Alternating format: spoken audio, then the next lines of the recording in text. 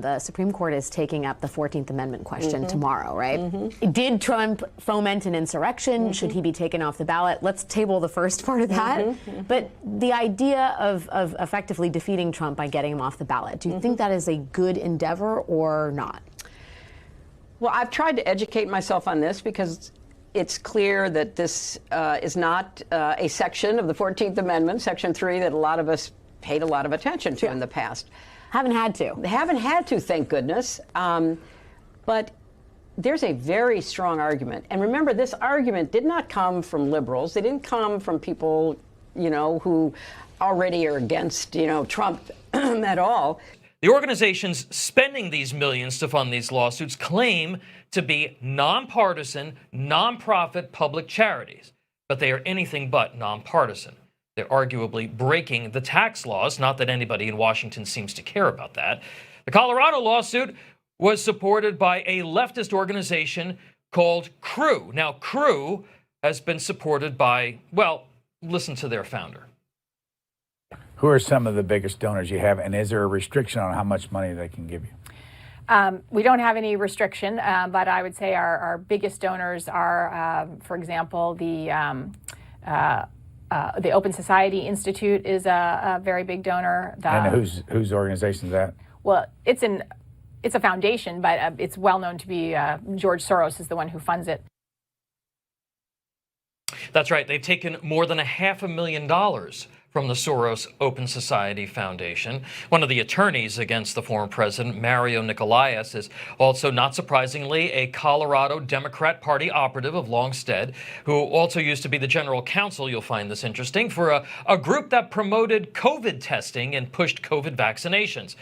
A group really proud of their average testing result turnaround time of 36.5 hours. The Michigan lawsuit was funded by an organization called Free Speech for People, as opposed to dogs, I guess. This group, founded during the early days of the Obama administration, is chock full of left-wing Democrat activists. They claim to be, quote, a catalyzing leader in the country, challenging big money in politics, confronting corruption in government, fighting for free and fair elections, and advancing a new jurisprudence grounded in the promises of political equality and democratic self-government.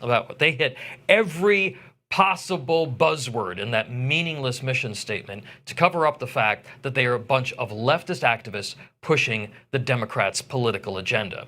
The group's legal director is a frequent MSNBC pundit and the author of, wait for it, The Constitution Demands It, the case for the impeachment of Donald Trump. Their director of development, Lisa Chang, proudly claims that she has over 15 years of experience as an anti-racism facilitator. So that's right. She's one of these people who makes a living telling white people that they're racists. The campaign director, she used to be the executive director of another one of these faux nonprofits called By the People, a so-called pro-democracy grassroots campaign that organized to impeach and remove Donald Trump from office.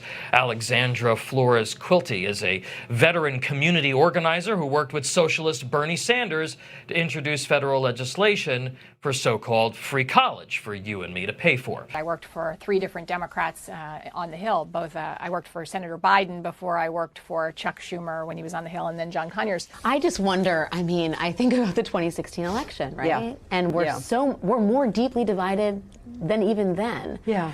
And I think about the 2020 election where, you know, half the Republican Party, 3/4 of the Republican Party, depending on the polling, doesn't believe that Joe Biden won. What happens if you don't even have Donald Trump on the ballot and one part of the country, you know, elects Joe Biden, the other part of the country elects Donald Trump? Well, but look at why we're in this mess. We're in this mess because we have a man who cares nothing about our Constitution, cares nothing about our country, cares nothing about real national security. All he cares about is himself. I think it's also critical to understand that, as I've been telling candidates who have come to see me, you can run the best campaign, you can even become the nominee, and you can have the election stolen from you. I believe he knows he's an illegitimate president. He knows that there were a bunch of different reasons why the election turned out the way it did. Tucker Carlson is in Moscow right now interviewing Vladimir Putin. Right. The first American, I'll say, journalist to interview Putin since the war in Ukraine began. What does that tell you about Tucker Carlson and right-wing media and also Vladimir Putin? Well, it shows me what I think we've all known. He's what's called a useful idiot. I mean, if you actually read translations of what's being said on Russian media, they make fun of him.